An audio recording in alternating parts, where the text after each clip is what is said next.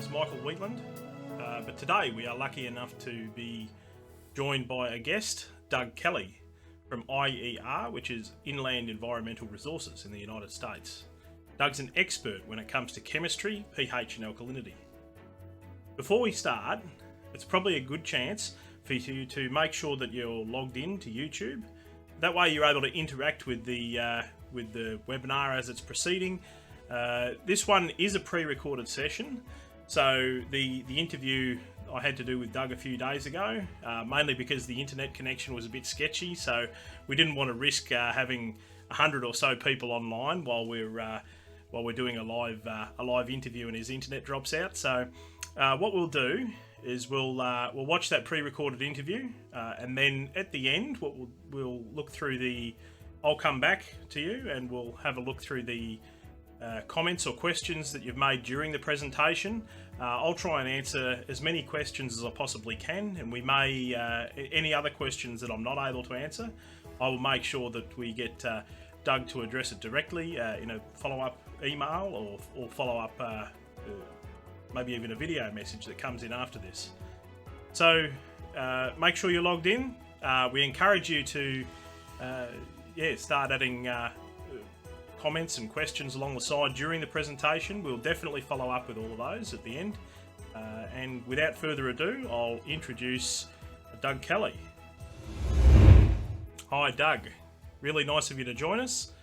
Fantastic to catch up with you with this video chat. It'll be great to get a bit of your insight and expertise on the matter. If you wanted to, let's start with an introduction from yourself, and we'll go from there.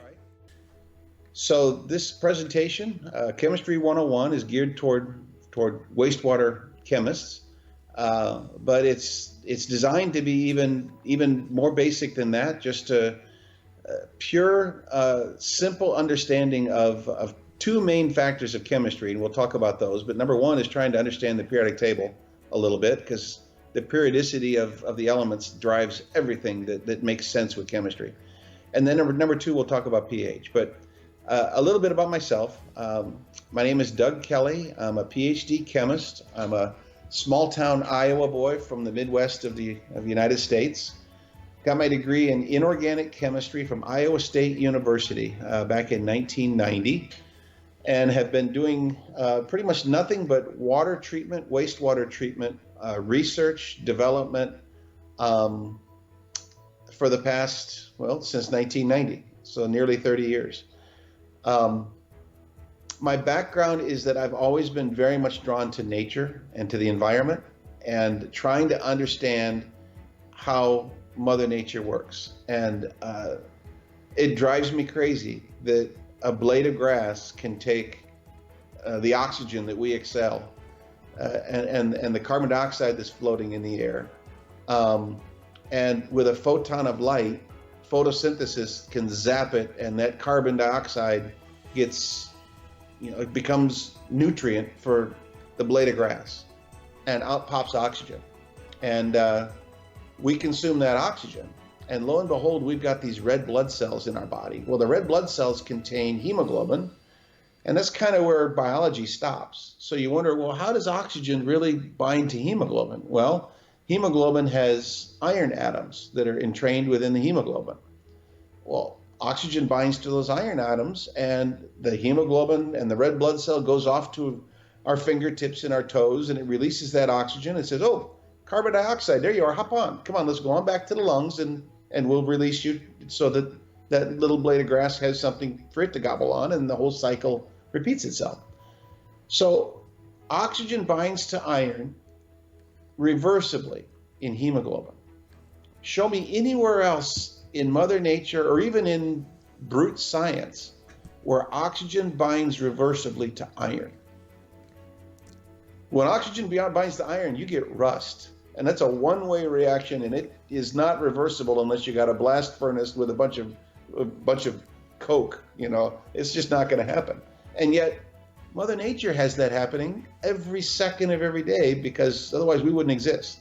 So we think we're pretty smart, but she's a hell of a lot smarter than we are still, and always will be. But trying to understand the basic understanding of nature, and allowing chemistry to kind of dictate the way we can better exist in this world by learning from nature has always been what has driven me. So that's kind of my background. I'm currently the president of Inland Environmental Resources. I've been with the company since 2004, and I fell madly in love with the Pacific Northwest and moved my family out here. And love to go back and visit my friends in the heartland, but my home is in the Pacific Northwest, and so is my heart. So anyway, that's who I am, and yeah. Thank you for the introduction, Doug. It's really good to get to know where you're coming from and your experience. Let's dive right into the presentation. I'm looking forward to having a look at the relationship between pH and alkalinity. So I'm going to basically try to share with the folks with this presentation the very basic way that I can try to explain chemistry to folks, and how it makes sense to me, both from the nature of the periodic table and how beautifully periodic it is, and then secondly, how chemistry really kind of impacts our world, and why just having the very basic understanding of chemistry is really important. So going to the next slide, I'm just going to talk about two very basic topics. One is, why do certain elements come together to form molecules? Other ones don't. So why do we have water, which is H2O? You know, why isn't it not just HO or any other combination of those two elements? And then secondly, what is pH, and why is pH such an important factor in everything about our world? So those are the two topics that we'll talk about. And it all comes down to this next slide, which is this behemoth that somehow, you know, back in the mid 1800s, when they hardly even knew, maybe, I don't know, half to maybe 40% of the overall number of elements, but there were some really smart people who were already starting to picture how certain elements behaved similarly. That you know, chlorine and bromine and iodine are all very similar in how they react, and lithium and sodium and potassium are very much the same way, and you know, calcium and magnesium are the two elements that form hardness. Why is that? And what's unique about them, where they are they're in the same row, and all these different rows that have very periodic tendencies is well, once you understand the periodic nature of chemistry, you can really understand chemistry very, very, very well. So as a chemist, when I look at the periodic table, I don't even necessarily see the elements anymore. I see layers of electrons, and those layers of electrons basically go back to shells. So every one of these elements, if you take a look in the far upper left-hand corner, there's hydrogen, and hydrogen is an element that contains, you see it's number one on the periodic table, but underneath the word hydrogen, it might be hard to read, but its atomic mass is also roughly 1. So you've got an element that contains one of something, 1 gram per mole of something. Well, that something is nothing more than a proton. So if you go to the next slide, hydrogen contains 1 proton, and a proton has a positive charge. Everything in nature needs to be neutralized in order to be happy, in order to be stable. And so to go along with every proton, you have an electron. So a single atom of hydrogen has 1 proton in its nucleus, and this electron that's zooming around the outside in this, what's called an orbital. If you go back to the periodic table, the next element, I just go back a slide, and the next element in the periodic table, even though it's not right next to hydrogen, but it's all the way across the other side, is helium, and that's element number 2. And if you notice, helium, it doesn't have an atomic mass of 2, it's got an atomic mass of 4. So it's got 4 somethings, whereas hydrogen only has 1. So let's go back to the next slide, and you'll see helium. There's those 4 somethings that are in the nucleus. 2 of them are blue. Those are what we're calling the protons. That gives helium a +2 charge in its nucleus. And then it's got 2 other neutral particles called neutrons. that are just kind of hanging along for the ride. They give the nucleus some form of stability. And so you'll see as the periodic table grows, protons and neutrons are snuggled together in the nucleus. And those neutrons are there for some type of stable, for some kind of stability reason. And that really gets more into physics, and I don't even want to talk about that. So, but again, helium with 2 protons, it needs to have 2 electrons. So again, it's balanced. If I've got whatever my number of protons, I have to have that equal number of electrons to be neutral in terms of an element. So if you take a look at these 2 elements and then you ask yourself, well, okay, let's go back to the dawn of aviation with the Hindenburg. The Hindenburg was filled with a particular gas that was lighter than air, and they thought, well, this will be a really nice gas that will be so light, that it'll help lift the Hindenburg off the ground, and it's going to float around, and we're going to have this new blimp that's going to be the neatest thing in the world. But somebody caused a spark, and the Hindenburg went up in flames because hydrogen is highly reactive. Nowadays, if people want to have a blimp or something like that, or even just a balloon that you give to your kids, we have helium. Well, helium, you fill it up, and it's lighter than air, but you cause a spark, nothing happens. So when you're looking at those first 2 elements, hydrogen and helium, and the reason that they stand alone in the first row of the periodic table, or the first column, I guess it'd be row of the periodic table, they stand alone because together they make up the only 2 elements that have electrons that fill the first shell, which is called the s orbital, the first orbital shell of electrons. So as you can see, hydrogen has got 1 electron that's going around its nucleus of 1 proton. Helium has got 2 electrons that are going around its nucleus that has 2 protons, and then a couple of neutrons that I guess are there to kind of stick everything together. But other than that, they really don't play a significant role in the electronic charge of the different elements in the atoms. But you have to ask yourself, so hydrogen and helium, how are they different? What's unique about them? And if you think about back in the early days of when people were trying to take to the air, you can picture the terrible thing that happened with the Hindenburg, which was a huge blimp that was created by the Germans, and it was filled with this gas that was lighter than air that would lift the Hindenburg off the ground, and off they would go. But all it took was one little spark, and kaboom! It was an incredible, dramatic catastrophe. And the end result was, boy, hydrogen was a bad choice. They went back to the drawing board and said, we need to find something else that's not going to be so reactive. Well, the next thing that people have done and continue to do right up to the current age, where we have kids' parties with helium, where we fill balloons and everybody has fun with breathing the helium into their lungs and talking funny. But helium, you can have all the sparks in the world, and helium will have no reaction. It's a perfectly stable molecule. It's almost impossible to get it to react with anything. And the reason that it's so unreactive is because it's got an orbital shell that is completely filled with the exact number of electrons that it wants. It turns out that the 1s orbital from the first row of the periodic table can only take 2 electrons, not more. It can certainly take less, but if it has less, suddenly it's very reactive, just like hydrogen. So if you go to the next slide, I throw away all the elements that are less prevalent on Earth and much harder to pronounce anyway. Let's talk about the ones that are the ones that really do most of the work for us in Mother Nature. And so we're going to take a look at primarily the first 3 rows, even 4 rows of the periodic table.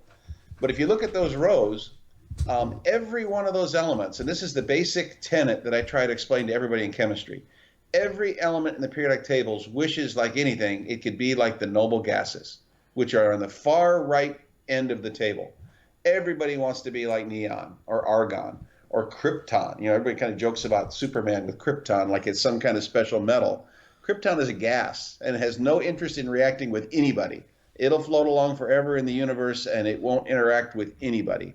It has a full shell of of electrons in its most outer orbital. Therefore, I don't want to react with anybody. I'm happy. I'm done. I have no interest in reacting. Every other element wants to be like those guys. So if you take a look at hydrogen again, hydrogen's got one electron. Way over in the other right-hand corner, you got helium. Helium's got two. It's the limit of what that shell will do, so that row will do. So helium is fat and happy. It doesn't want to react with anybody. Go down to the next level, or let's go down 2 levels because we'll get into some of the elements that we're more accustomed to looking at. Look at sodium. Sodium is element number 11 on the far left-hand side. So if you look at the elements of the periodic table, the first row you got hydrogen, helium, and the next row you got lithium all the way across to neon.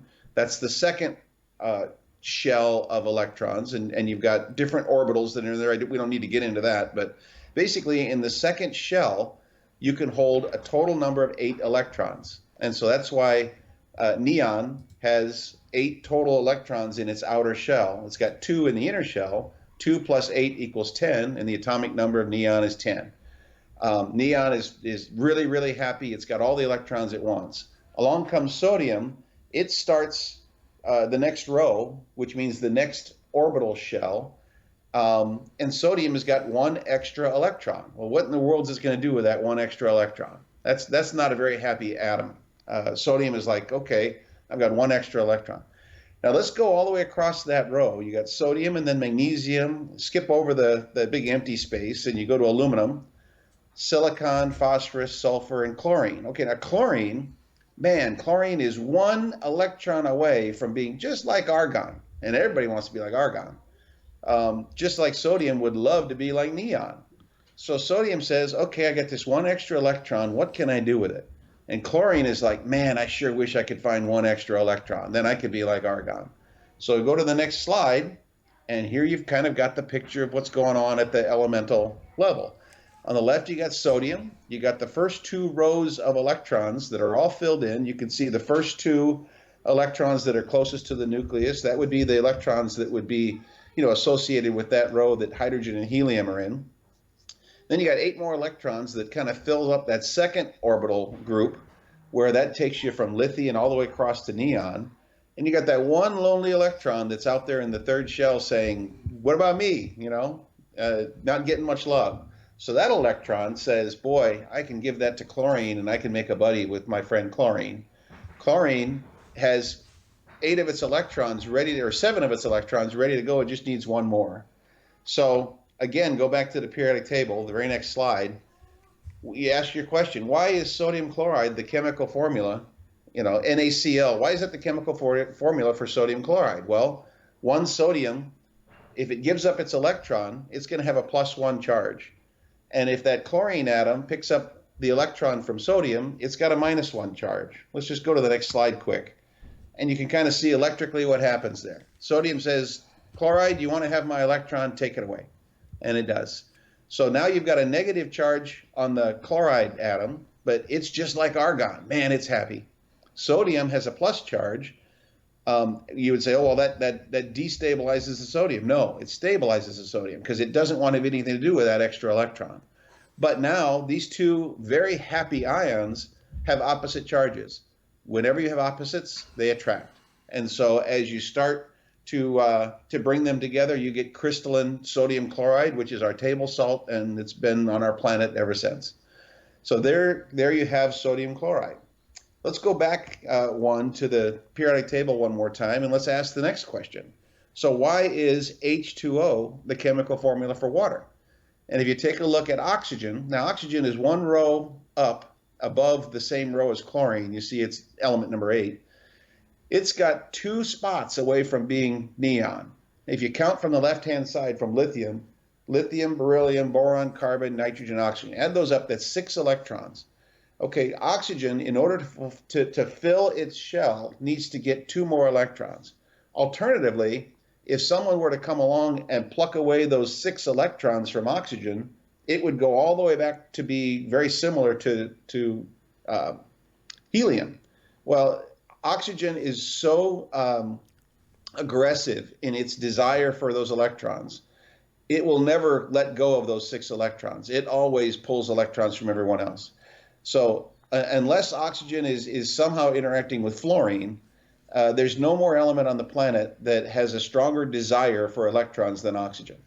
So oxygen is always going to be looking for electrons, even more so than that chlorine atom or any of the other elements. The only element that would be more strongly desirable of electrons would be fluorine. Since fluorine is not nearly so prevalent in Mother Nature, I like to talk much more about oxygen. So if you look over at the other side of the periodic table, there's that hydrogen up in the far left-hand corner. Do you think that hydrogen ever really has an interest in that one electron? It's not going to go out and get another electron very, very commonly to become hydrogen with a minus charge. So hydrogen, almost exclusively in nature, releases that one electron, and it just becomes hydrogen with a plus charge. Hydrogen with a plus charge, if you remember, hydrogen only contains one electron and one proton. You get rid of the electron, hydrogen with a plus charge is nothing more than a proton. It's all it is. So when people in chemistry talk about a proton, sometimes that's how we refer to acid, because H plus is also the common designation of an acid in water. So H plus equals acid equals a proton equals the hydrogen atom or the hydrogen ion. So anyway, hydrogen always wants to get rid of that electron. It has no interest in holding on to it. Oxygen really, really wants any electrons it can get its hands on. It needs to pick up 2. Well, if it takes 2 electrons from nearby hydrogens, that's going to fulfill what oxygen needs. So you end up with a molecule that's H2O. Same thing for carbon dioxide. You know, that's a very prevalent molecule. In fact, it's one that's growing in our atmosphere every day, whether we want it to or not. Let's take a look at carbon on the periodic table. So you got lithium, beryllium, boron, carbon is number 6. Carbon's got 4 electrons. They're called valence electrons, 4 electrons in its outer shell. So carbon can either get rid of those 4 and drop back to being like helium, or it can pick up 4 and it could be like neon. So depending on what it's going to react with, it's going to go one way or the other. Now, I just said oxygen has a stronger affinity for electrons than pretty much everything else on the planet. So if carbon's going to snuggle up to oxygen, do you think it's going to take electrons from the oxygen, or it's going to give its electrons to the oxygen? And it's going to give the electrons to the oxygen. So if it takes all 4, if oxygen takes all 4 electrons from carbon, well, you need 2 oxygens to do that, because each oxygen only has an interest in 2 electrons. So 1 carbon would interact with 2 oxygens, carbon dioxide. And there you go. So basically, when I look at the periodic table, I see electron levels. That's what I see when I look at the periodic table. So let's take a look at, just pick another one. Methane. Methane's a very common, natural gas, and most everybody knows it as. But methane is carbon and hydrogen. You know, it's carbon with 4 hydrogen atoms. Well, now you've got carbon, but it's going to snuggle up to hydrogen. Well, hydrogen has no interest in that 1 electron that it's been given, so it's going to give it away to carbon. Well, carbon needs how many electrons so it could be like neon? Well, it needs 4. So carbon with 4 hydrogens, CH4, that's methane. Nitrogen. What happens if you got nitrogen with hydrogen? Nitrogen has an interest in 3. He wants to have 3 more to be just like neon. So it turns out that NH3 is the chemical formula for ammonia. Same thing. So the same concept holds. Sand that is, between our toes and the beach is silica with oxygen, right? Silica is just like carbon. It's the same periodic row as carbon. So if it could give away 4 electrons when it interacts with oxygen, it will do that. So now you got silicon with 2 oxygens, SiO2. That's the chemical formula for sand. So anyway, we could go on and on. But in essence, the periodic table, the beauty of the periodic table is exactly being able to look at those electrons. So if you take a look at the other side of the periodic table, the elements in the second row, you see beryllium, magnesium, calcium, and all the buddies that go down below them. But calcium and magnesium are commonly known all over the planet as the primary elements that make up hardness. They are in the dirt. They make up calcium carbonate and magnesium carbonate and all the different things that are in the soil. They always have a +2 charge. They would have a +2 charge because they're in that second row of the periodic table. They've got 2 electrons that are just starting out on their way to fulfilling their outer shell of electrons. Well, that's a long way to go to get from 2 all the way up to 8. So they give it up pretty easily, and they say, all right, I have no interest in trying to gather all those electrons. I'll give them away to oxygen or whoever else wants them. So for that reason, you have molecules like calcium oxide, which is lime, or magnesium oxide, which is magnesium, the stuff that we make.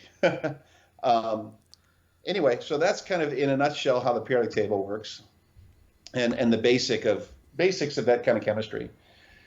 Getting back into kind of the world of wastewater and chemistry 101 for wastewater, most of the stuff that is in wastewater that is organic or from nature, carbon-based, most all of it is complex carbohydrates, starches, fatty acids, fats, and the microorganisms that are in the water break those things down to sugars, acids, amines, those simple, and alcohols. Those simple sugars and alcohols then are further broken down to short chain acids. And in the world of wastewater treatment, you hear people talk about volatile fatty acids, fatty acids. This is why decomposing matter typically has a decreasing pH. So if I've got a bunch of starch that used to be a potato, let's say I'm at a French fry potato plant and they're dicing up potatoes, all that starch goes into the water. Well, within hours to days, that starch is converted into acid. And you get these acids that are, in particular, there's butyric acid, isobutyric acid. Those are acids that they have 4 carbon chains with an acid group sticking out the end. And they have that really putrid smell of a rotten potato. Typically, low molecular weight acids have some kind of odor that's associated with them. As we well know, acetic acid, that's a 2-carbon acid. That's the main component of vinegar. So all these low molecular weight acids, they're around because you can smell them. They have some volatility. They don't just want to stay in the water. So as organic material decomposes, you typically get a decreased pH that occurs. Ultimately, if things decompose all the way to the end, they ultimately go all the way down to carbon dioxide and water.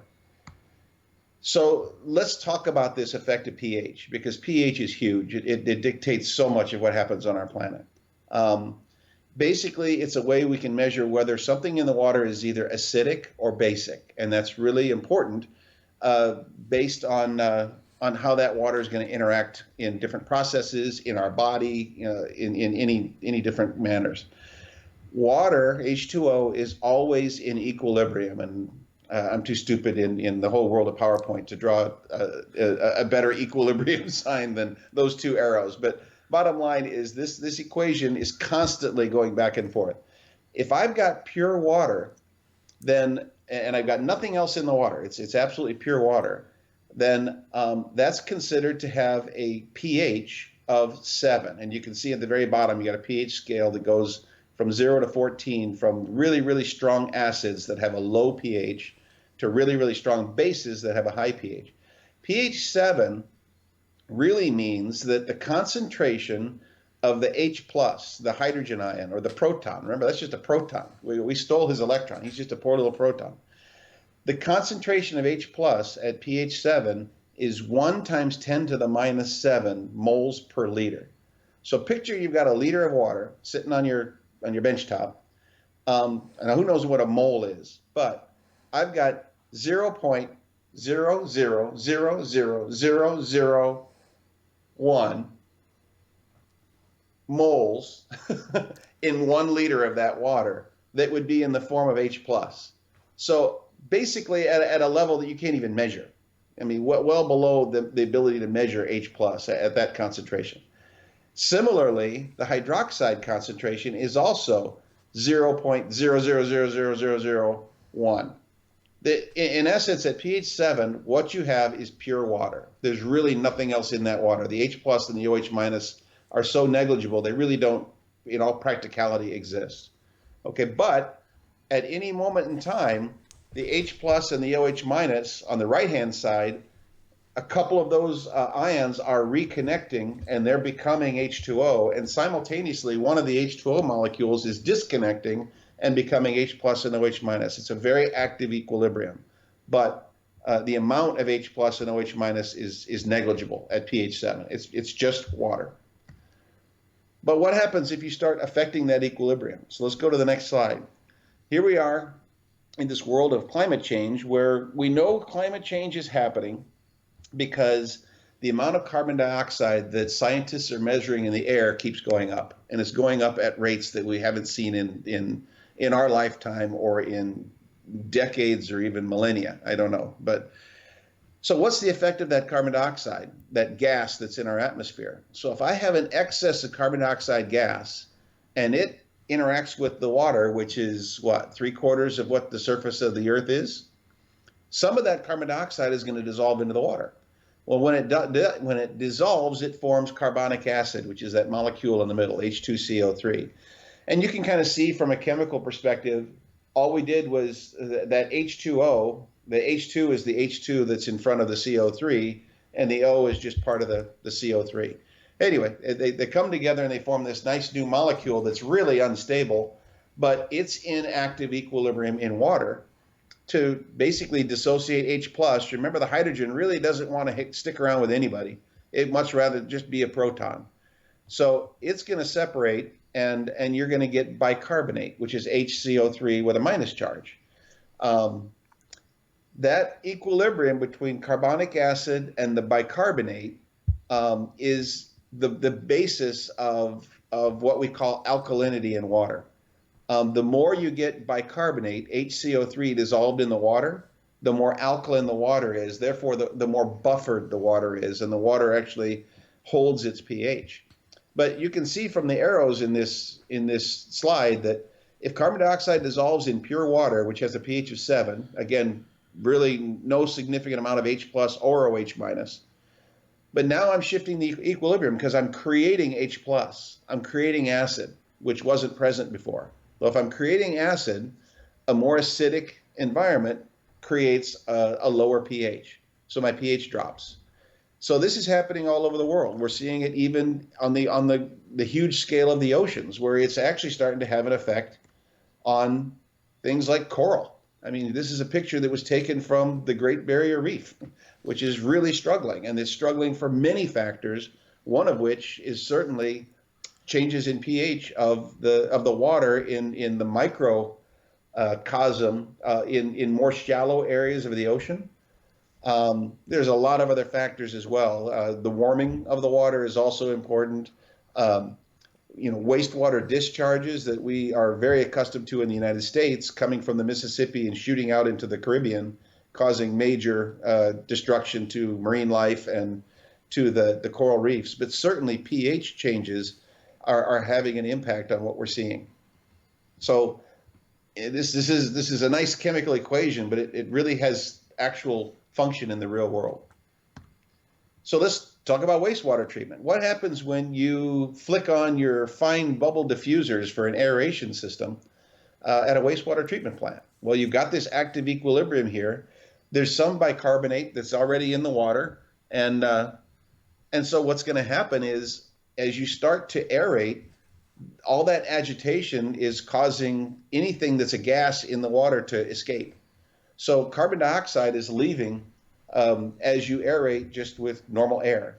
Well, as carbon dioxide is leaving the soup, that shifts the equilibrium.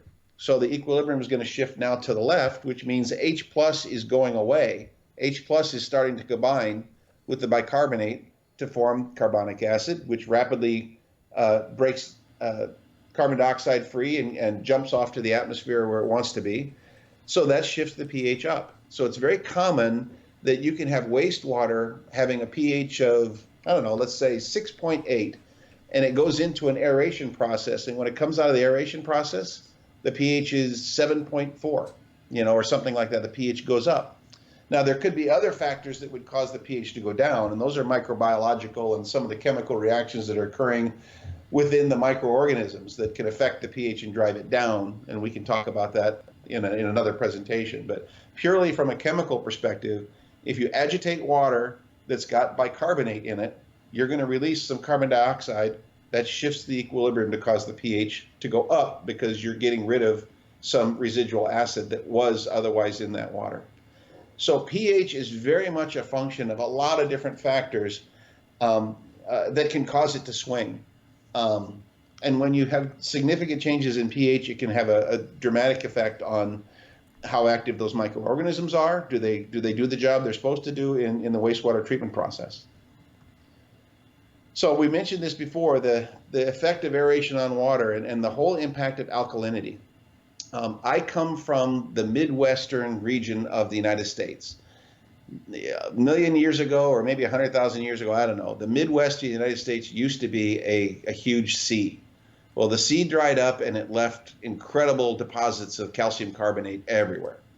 So we've got limestone all over the place, and all of our wells are incredibly loaded with carbonate, either calcium carbonate, magnesium carbonate, you name the carbonate. So our water is loaded with alkalinity, very high levels of HCO3 minus. And really the best way, when people talk about alkalinity, as a chemist, I almost exclusively equate that with bicarbonate. There's other stuff that could be in the water that can also do this buffering kind of equation that I show on this slide, like phosphate or maybe a little bit nitrate, but not much. Silicate. Very few ions that really do this more than carbonate. So when you think of alkalinity, if you want to think of it from a chemical perspective, it's really the bicarbonate ion that is really driving that. So the stronger the concentration of the bicarbonate ion, the more you can have changes in your H plus concentration.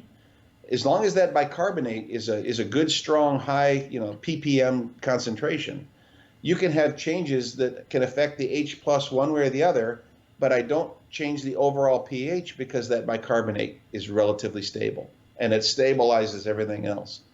So I don't know how a better way to explain it other than a beaker experiment, and this is where I would typically, I've got you on video right now, and I'm not set up to do a beaker experiment, but I can explain it. Picture two glasses of water that are right in front of you, and I'm going to tell you right now, they're not just water, but they look like water. One of them has a pH of 0.2, so it's really acidic, okay, 0.2. The other one has a pH of 2, all right, still quite acidic, but so the one on the right has a pH of 2, the one on the left has a pH of 0.2. And someone asks me, okay, Mr. Chemistry guy, how much of your milk of magnesia you got over here, the magnesium hydroxide or caustic soda, whatever alkaline additive you want to add, how much, or which one of these glasses of water is going to require me to add more of my alkaline chemical in order to drive the pH up to 7? Well, this one is, on the left it's 0.2, on the right it's 2.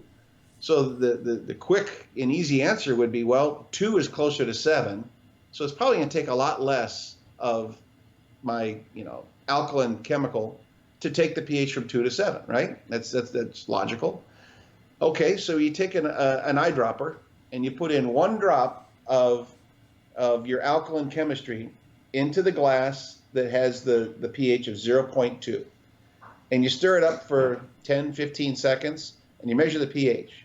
The pH is now 7, 7.5, 1 drop. It's like, wow, that didn't take much. I went from 0.2 to 7. Okay. You go to the one that has a pH of 2, you put in 1 drop, and you stir it for 10, 15 seconds. pH is now 2.1, hardly moved. I put in another drop, 2.2. I put in a whole milliliter, 3.4. I put in 10 milliliters, 5.7.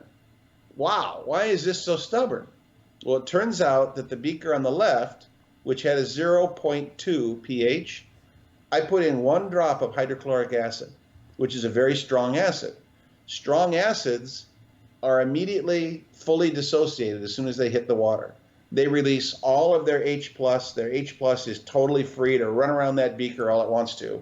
And therefore you get a pH that's really, really low because that H plus is quote unquote free. So you can measure a pH of 0.2. That doesn't mean there's a lot of H plus in the water, but there's enough to take that pH down really low. The other glass had concentrated, just grocery store vinegar. Grocery store vinegar has a pH of around 2, but pH of 2, but it's 5%. 5% of anything is equivalent to 50,000 parts per million of that same thing. So now I've got 50,000 parts per million of something that I'm going to have to neutralize to get up to a pH of 7. So there's a lot more molecules of acetic acid in that vinegar that have to be neutralized before I can nudge that pH all the way up to 7. Whereas in the other beaker, I put in 1 drop of hydrochloric acid. Not that many molecules of acid, but because the acid is free, it registers a really low pH. So it's really, really frustrating for me when I get a customer that says, all right, I got a pH of 4 in my wastewater, I need to get up to 7, and I got a flow rate of 1 million gallons a day, and I have to just say, stop right there. I'll come in next week. We'll do a beaker test, and I'll find out how much you need, because I don't know what your buffering, what your alkalinity is of that water, because without knowing the alkalinity, those pH variables really don't mean anything. So that's kind of the difference between alkalinity and pH. They are very much related to each other, but they are completely different parameters. So I guess that is kind of it in a nutshell of this presentation. Alkalinity is basically the capacity of water to resist changes in pH that would make the water more acidic. So alkalinity holds the pH so that it's not going to drop, it's not going to go down, but it also won't go up either. Water itself has no capacity to resist these changes because it's just H2O on its own. If you make any changes to that water, it's going to shift dramatically. Where I live now, like I said, I was born in the Midwest where we have very hard water. Where I live now is in the Pacific Northwest. Over in Seattle and Portland, most of the drinking water that they use is from mountain snowmelt. Well, snowmelt is water that contains basically H2O and very little mineral. So the alkalinity of the water in Seattle, Washington, and Portland, Oregon is incredibly low. So they see wide variations in their pH, very simply from certain industrial discharges that may not even be a large volume that they're adding into the wastewater system, and yet it can have a dramatic effect on their pH. Whereas in the Midwest, I can have a very large industrial discharger putting in relatively acidic wastewater into the wastewater stream, and the overall pH is hardly affected because it's much more alkaline in the Midwest. The primary component of alkalinity is bicarbonate, and so from a chemical perspective, alkalinity equals bicarbonate. So that's kind of it in a nutshell for this round of Chemistry 101. I might just ask a couple of questions before we finish up. I suppose one thing I was wondering about. So you talked about bicarbonate and how it affects the alkalinity. Is that how the magnesium, adding either magnesium or calcium, as you talked about hardness, does that work the same way as bicarbonate in terms of contributing towards that alkalinity and that the pH buffering? So if you were to add magnesium hydroxide or calcium hydroxide to the water, the hydroxide, so again, the water, you've always got that equilibrium of carbon dioxide gas coming into the water, forming carbonic acid, and then dissociating into bicarbonate. If I add magnesium hydroxide into the water, two things. When the hydroxide dissolves, of course, it consumes some acid. That's the reason that we're putting it in, which shifts the equilibrium to draw more carbon dioxide into the water and form more bicarbonate, which boosts your alkalinity. Number two, the other way that you can measure alkalinity is if I've got a and I really didn't talk about this, but if I have a substance in the water that retains its hydroxide, it's not releasing hydroxide, it's holding on to it. That is also going to inherently increase the alkalinity of the water because it's a natural buffer that's in the water, just like the bicarbonate is. So when you add magnesium hydroxide into water and the pH, let's say the pH again is like, upper sixes, and I add this magnesium hydroxide, I take the pH up to low sevens, okay? Some of that magnesium hydroxide is not dissolving, at least if you get it from a mineral source like magnesite, and you don't do the flash calcination that you guys do. A lot of it doesn't dissolve right away. It gets entrained into the wastewater solids, and it becomes, kind of intimately mixed within the wastewater sludge. So as the wastewater solids are recirculated in the system, that magnesium hydroxide particle is just waiting for some acidity to come along, because it's really not, it doesn't have any driving force to dissolve. It's happy just being magnesium hydroxide. When it encounters some acidity, of course, it's going to release some of that hydroxide and dissolve. So you have a natural buffer built in with any mag hydroxide that doesn't dissolve completely. So that's going to add to your alkalinity as much as the bicarbonate in the water does. So that's why with caustic soda, you add sodium hydroxide to the water. The instant it hits the water, it's like a strong acid. It's a strong base. It immediately releases that hydroxide. Whatever boost it's going to do, it's done. It's done everything it can do, and it's the only mechanism. Whereas magnesium hydroxide gives you that free hydroxide, but it also gives you the slow, steady release of hydroxide, which is the real boost in alkalinity that you see. And the reason why it's also better than calcium hydroxide, magnesium hydroxide is typically 200 times less soluble in the water than calcium. So if you add calcium hydroxide to the water at a rate of 200 times faster, it's also dissolving. When it dissolves, it releases hydroxide. Now the hydroxide gives you some added bicarbonate. But what does calcium do when the pH goes up and it sees bicarbonate? It forms basically calcium carbonate. So whatever bicarbonate it's adding to the water, simultaneously it's dropping some of that bicarbonate out in the form of calcium carbonate, which is just now basically inert material. So calcium hydroxide doesn't give you the same boost in alkalinity as magnesium hydroxide does either, because it's got that mechanism where you've got insoluble calcium carbonate forming, pulling some of that carbonate out of the soup. Does that make sense? Yeah, that does make a lot of sense. Certainly quite a few of the customers that I've come across, they talk about when they add the magnesium hydroxide to their wastewater, they talk about the significant difference in.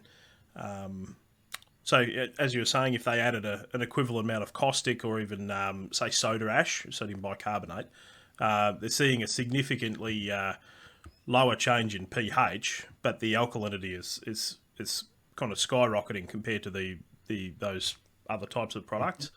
And Same that's, here. yeah. So so certainly that explanation certainly does tell me why they are seeing a more stable pH but a higher alkalinity, which would results in, I suppose, a happier customer, because they're certainly seeing a more stable pH within their anaerobic digestion systems, and that ends up significantly improving the efficiency of their system, because they're not killing the bugs by varying the pH significantly. Exactly. Every little slug of caustic that gets shot in there is going to slaughter a few before it gets buffered. That's right. Yeah. No, that's exactly true. Because that is an inherent function that magnesium hydroxide performs, where no other alkaline additive provides that. And there are many cases where some of the facilities that we will switch over from caustic to magnesium hydroxide, they would have been operating their system at a pH of, I don't know, let's say 7.2 with caustic, and they felt they needed to run that that level of pH because that also gave them a sufficient alkalinity. Well, now they switch to mag hydroxide. They run at a pH of 7.2, and their alkalinity is through the roof. So they're like, well, do we need to run at pH 7.2? So now not only are they replacing the caustic with mag hydroxide, but now they're cutting their pH down to maybe, I don't know, 6.9, 6.8. And their alkalinity is still higher at that pH than it was with caustic at 7.2. So they're using even less mag hydroxide, which is a bummer, but on their end, they're really, really happy. And so they save a little bit more. They brag about you, and you go get another customer that they tell about all these wonderful parameters. So, no, that's absolutely true. Oh, very interesting. What other typical questions would customers ask you coming out of this presentation? Just thinking about it. The one on the alkalinity at the end here is one of the main ones that they've talked about. In terms of really being able to buffer and hold my alkalinity. Because again, in the Pacific Northwest, especially if I'm over on the western part of the state, Portland and Seattle, they really struggle with alkalinity. Some of the other questions they talk about when you get into the aeration slide I was talking about, they sometimes they get sidetracked because the pH will actually go down because of the activity of the microorganisms that are consuming nitrogen. So the nitrification process. So here I'm showing a picture where with aeration, you're chasing off carbon dioxide, so that shifts the equilibrium to consume acid and the pH goes up. And from a pure chemical perspective, if that's the only thing that was going on in the beaker, that's absolutely true. But in their world, rarely with aeration does the pH go up. It typically goes down. Now, if you're in let's say you've got a lagoon on the back end of a food processing plant, and that lagoon, they're not even trying to get the bacteria to grow. It's just a holding spot before they discharge the water out onto the land. There, it's common where you don't have much microorganism activity. This function that I'm talking about, where you aerate and the pH goes up, is very consistent with them chasing off the carbon dioxide that's in the water. But in the actual municipal wastewater treatment plants where they've got so many active microorganisms and the whole purpose is to keep them happy in the aeration process, if there's any ammonia type of nitrogen, ammonia amines that are in that water, then by definition, you're oxidizing those in the nitrification process, and so the pH will go down because of that. So I get a lot of conversation on this slide, because of the microorganism factor. And I kind of enjoy that because that leads me into, well, that's why you need something that's an even stronger buffer than just bicarbonate. You can't be neutralizing with caustic soda. Caustic soda just gives you a quick shot of hydroxide, but it doesn't give you that buffering that magnesium hydroxide would. So those are the other main things that people talk about. Prior to that, not a whole lot. So just holding on that point for a second about the sodium bicarbonate. There are customers in Australia, water authorities, that do use soda ash or sodium bicarbonate directly as a pH control. Typically, how much you're talking about, like a significantly higher alkalinity for using a magnesium hydroxide, like Actimag or the magnesium hydroxide you produce there. How much? So I'm guessing you would use significantly less magnesium hydroxide for the equivalent amount of alkalinity increase than if you were using soda ash. So I did an experiment. I love to do this little experiment with vinegar. So I had 200 mils of just 5% white vinegar from the grocery store. And then, so the starting pH was 2.2. I added 1 mil portions of 60% mag hydroxide. And then I also added, I don't know if you can see the picture. I pulled up, you see my vinegar test? Very good. I added 1 mil portions of caustic, 50% NaOH, and 1 mil portions of 60% mag hydroxide, and then 1 gram portions of 100% soda ash. And my goal was to get up to a pH of 6, 2.2 up to a pH of 6.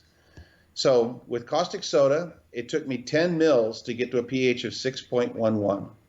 When I added another half mil, of course, the pH spiked over 12, and that's what happens with caustic soda. Mag hydroxide, I always tell everybody, for every milliliter of caustic, you can feed 0.6 mils of mag hydroxide. You should get the same result. So in the first experiment, I put in 10 mils of caustic. So second experiment, I'm going to put in 6 mils of mag. That's that same ratio. So now I got to give it a little time because, again, mag requires some time to do its job. And with stirring, after 12 minutes, it was mostly done. And you can see the pH was basically the same as that of caustic soda, 6.18. So totally corresponding to that you would expect from the stoichiometry. Soda ash, I didn't measure alkalinity in any of these tests. It's just purely pH. But I added the powdered soda ash into 2 gram increments, 100% soda ash, and gave it a few minutes each time to dissolve and do its, I want to say, at least 2 minutes between each experiment. And the pH values that I got were, finally I got up to a pH of 6.3 with 11 grams of that soda ash.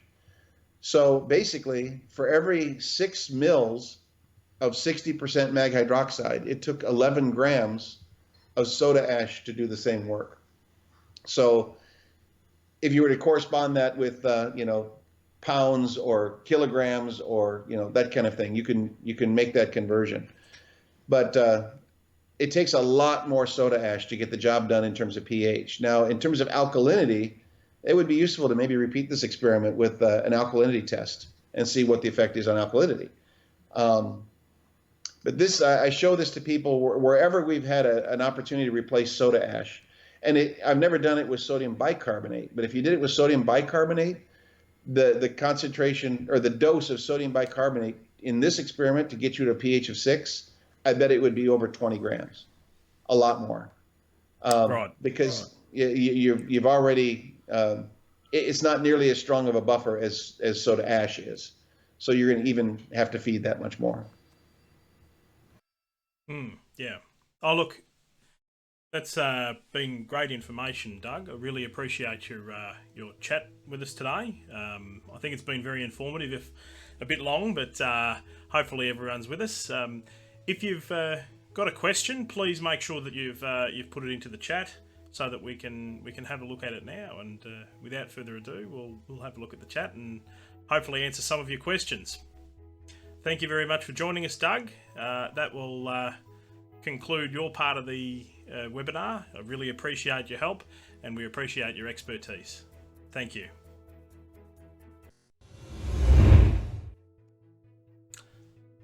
Okay, so let's just jump into the chat. So Atik, yeah, thank you very much for joining us for this webinar this week. You've asked a question about materials handling. That's a really good question. There are people who have had in the industry that has had experience dealing with commodity grade magnesium hydroxide. That can be somewhat difficult to handle. So a commodity grade magnesium hydroxide is made quite differently to the way Actimag is made. Commodity grade magnesium hydroxide takes they mine rock out of the ground. The rocks, the large rocks, kind of this size, are then cooked through some kind of kiln. They're cooked from the outside in for a long period of time, typically kind of 8 to 14 hours type of thing. And that cooking of the large rocks, what it does is it sinters all the surface. And then you take those rocks, you throw them in a mill, and you essentially mill them in hot water in order to produce the magnesium hydroxide. The result of that is a magnesium hydroxide that's got quite a low surface area, just because it's cooked for so long, but also a very wide particle size distribution. So the particle size distribution is you've got a lot of fine stuff, but you've also got a lot of coarse material as well. which is, I mean, it's okay under normal circumstances, but it works very well in terms of packing solid beds down. So the large particles, for one, tend to settle more preferentially. So you end up with more settle in pipes, but also when it actually does, like when the product does settle out, as you have suggested in the chat here, the commodity grade magnesium hydroxide packs in quite tight. So it's very difficult once you've got, say, a blockage or something like that in a pipe. It's very difficult to move because it packs so tight. The ActiMag is quite a different product, so it's produced in a completely different way. It's produced where we take the rocks, we grind them down, and we sift them. So we've got a very fine particle size distribution, very tight. So most of the particles are a single size. And then what we do is we take that carbonate and we cook it through our flash calcination process, our CFC. You'll actually see, if you hang on at the end of the video, there's a little short video that plays in the corner, and you can actually see the flash calciner there. And it's that video explains a bit about how the production process works. And we end up with, and that we only cook it for it might be 20 seconds. So we go from a carbonate through to an oxide, cook for 20 seconds, produces this really high surface area product, and you also get that really fine particle size distribution. So the result of that is you've got a product that's less susceptible to settling, whether it's in transport or storage, but also if it does settle or there's a pump blockage or something like that due to a bit of material or something that's come loose or dropped into the tank, then it's much easier to get moving in the pipelines. Jared has asked, how often is generating struvite an issue? So this is actually one we did talk about during the last webinar. This is where ActiMag has a strong benefit over something like a commodity grade magnesium hydroxide. Due to the high surface area, the ActiMag is able to capture phosphate or phosphorus as well as nitrogen in the form of a struvite actually within the particle, which gets discharged with the sludge. That's how we use ActiMag in a few wastewater processes in order to capture phosphate. So we use that struvite formation mechanism to actually capture phosphate and improve the effluent quality by reducing the amount of phosphorus in it. But at the same time, excuse me. But at the same time, we can make sure that struvite that would normally form due to the high phosphate doesn't form on pipes and pumps. So that's quite a big difference between, say, a low surface area magnesium hydroxide and high surface area magnesium hydroxide. ActiMag having that benefit. If you want a little bit more information about how phosphate's captured, I'd suggest jump onto, I think after the webinar's over, click on our YouTube channel, and there should be a link to one of the previous live stream webinars there, and you can get a little bit more information about how phosphate's captured and how that can affect the reduction in struvite. What's the difference between commodity grade mag hydroxide and Calix products? So that I hopefully have explained it. So all of our technology revolves around that flash calcination process, which produces a really high surface area product with a really fine particle size distribution.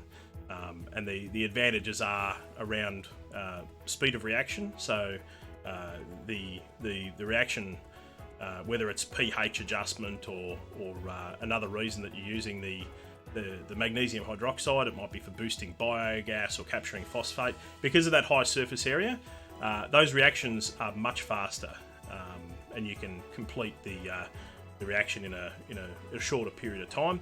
That's especially important when wastewater systems are stressed. They might be at their capacity limit, and you need to get that reaction occurring within a small volume. So we do have some customers that use the ActiMag in order to boost their process instead of building a bigger water treatment expending the capital to build a bigger water treatment pond or digester, whatever they're using. So hopefully that explains it. And there's another question in here, which is what are some sort of the benefits or issues with milk of lime for pH control of trade waste pre-preliminary sedimentation? So milk of lime or calcium hydroxide is very similar to magnesium hydroxide.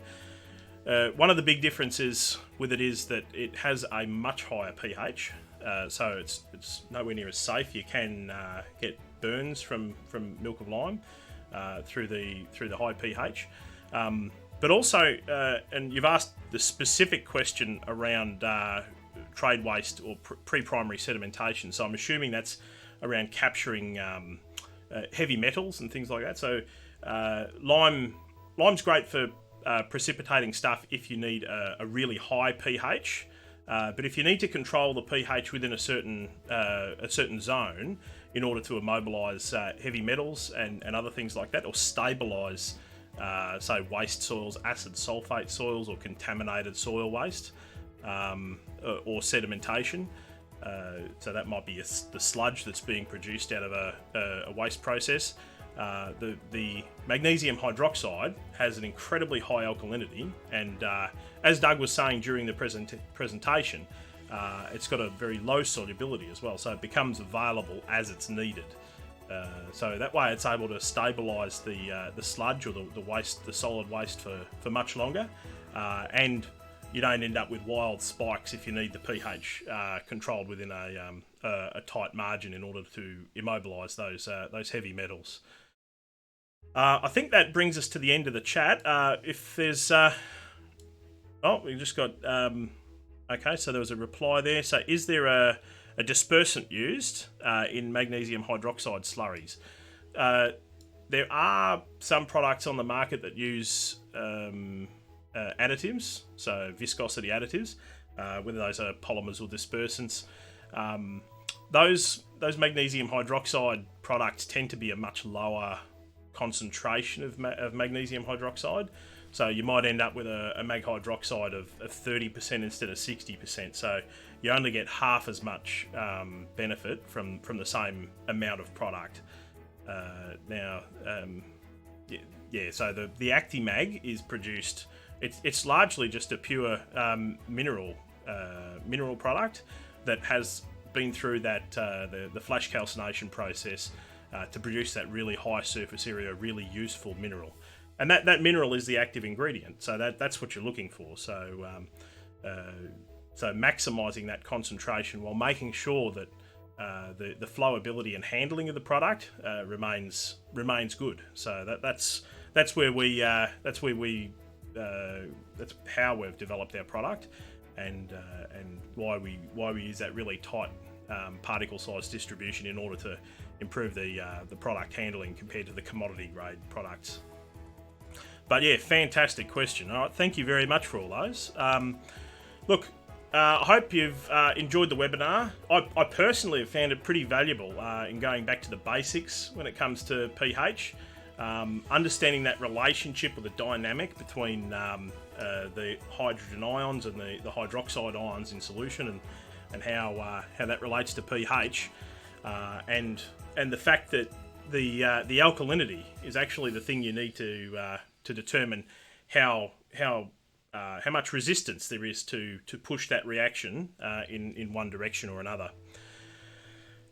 In terms of going forward, next Thursday we have a webinar scheduled that's much more practical than this one. This one was quite theoretical. Next week we'll be talking about extracting energy from an anaerobic digester system. So I'll be presenting a case study that highlights the benefit of waste to energy, and the methods that you can use within your systems in order to boost the amount of biogas or gas that's coming off the anaerobic digestion system, and the amount of electricity you're producing or heat that's being used for reheating the ponds and getting more efficiency out of them. So hopefully that'll be of use to you. The week after, we're going to be talking about setting up dosing units, chemical dosing units, and the challenges that the water industry has in terms of getting chemicals into the system. and that'll be that's an interview between Sam and Tom, one of our engineers in our engineering department.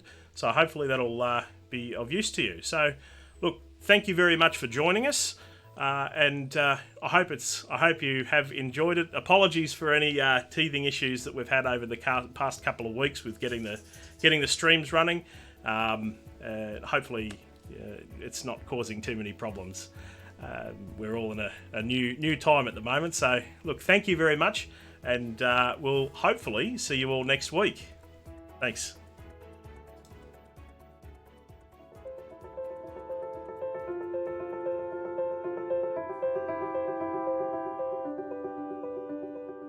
Calix was founded in 2005 by myself and a Queenslander named Colin Hawley. He had a great idea for a new type of kiln or furnace. As Connor and I developed the idea, it became apparent that the technology had the potential to be applied to many industries and could help address some of the world's most pressing problems. We raised some money, did some small-scale testing, and it gave some great results, encouraged us to build a commercial-scale facility at Bacchus Marsh in Victoria.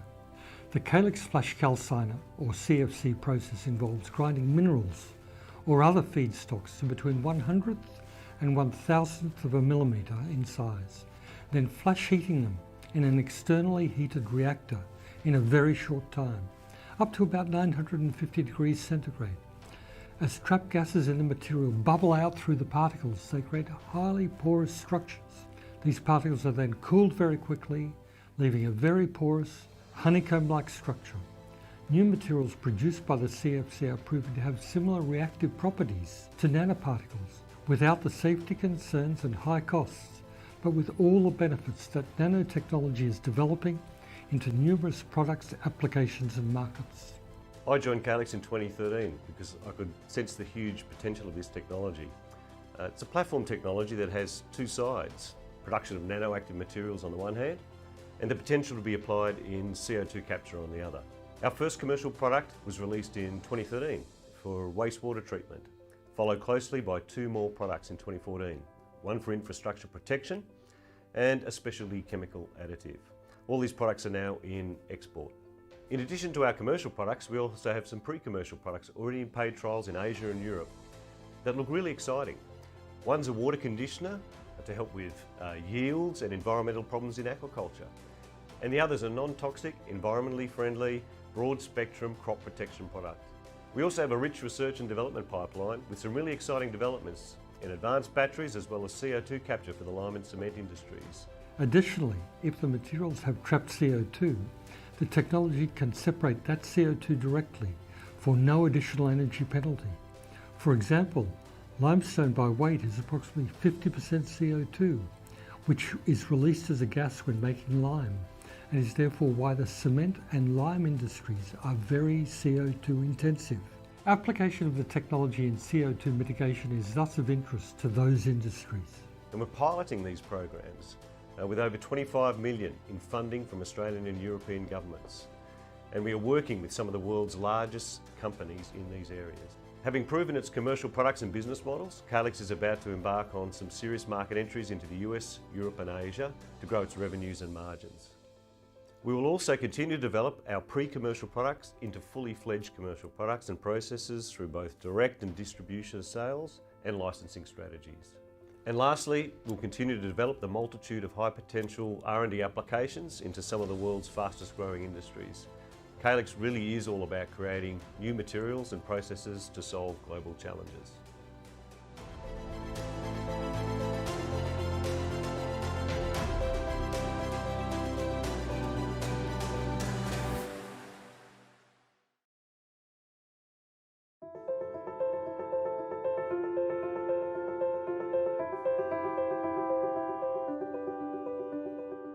Calix was founded in 2005